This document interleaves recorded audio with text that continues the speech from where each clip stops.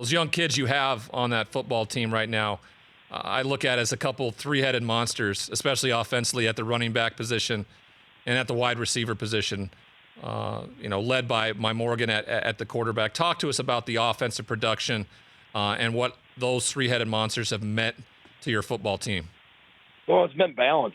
Last year we were the youngest team in America, and, still 80% of our team is still only freshmen and sophomores.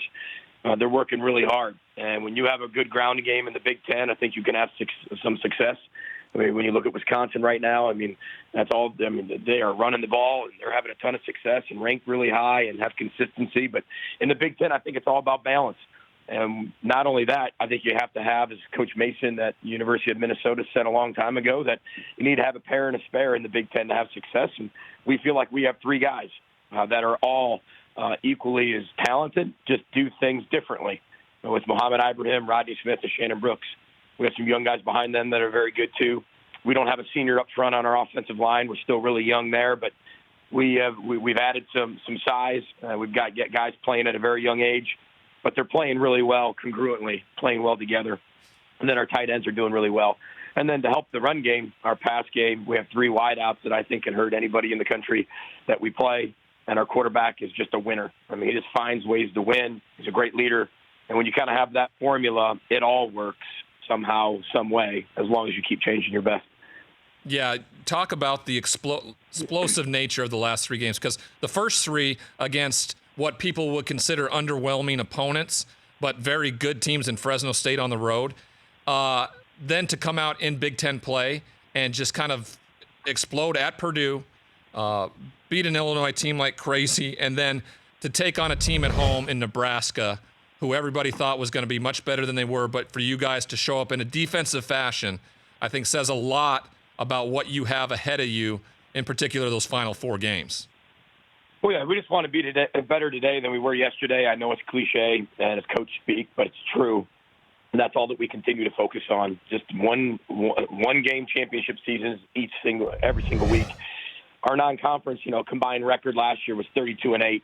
And we knew it'd be very difficult. There were a lot of new coordinators, a lot of new people that we didn't know a lot about. At the beginning of the season, you're learning what type of team you have. The team's learning what type of team they are. Just because you're one last year doesn't mean you're the same thing this year. And there's a lot of close games at the beginning of the season for a lot of teams, especially Group of Five, the Power Five. We used to be one of those Group of Five teams when I was at Western Michigan that couldn't wait to play the Power Five teams. And we played, an FCS. Some picked them to win a national championship at FCS.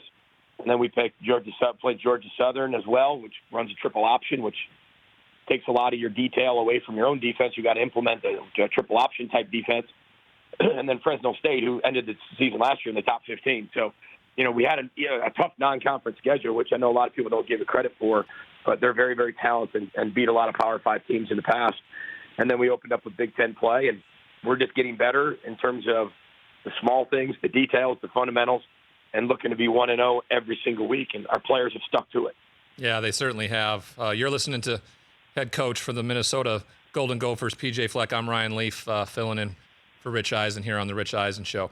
I want to get into those final four games, and I know you only talk about today, and you got Rutgers and then Maryland, but those final four games, Penn State at home, which I think is huge, then on the road at Iowa, home against Northwestern, and then to finish the year in possibly what could be a Big Ten West title matchup. Talk to us about those final four games and what you guys are going to have to do to get better over the next couple weeks to be ready for that gauntlet of opponents. Yeah, you're going to hate my answer. I think every single week in the Big Ten for our players, we treat it as a championship season, and it doesn't matter who we play. We have to find a way to be better than we were the week before, and that's what we're going to continue to focus on, Ryan. This team is incredibly focused. They're incredibly mature for how young they are. And they have stayed focused the entire year on the goals at hand, on the field and off the field. This team has 85 players above a 3.0 GPA. We only have 2 players below a 2.5. We don't have anybody on academic probation or any academic watch lists. These guys are taking their entire life very serious, and they take every day of preparation serious.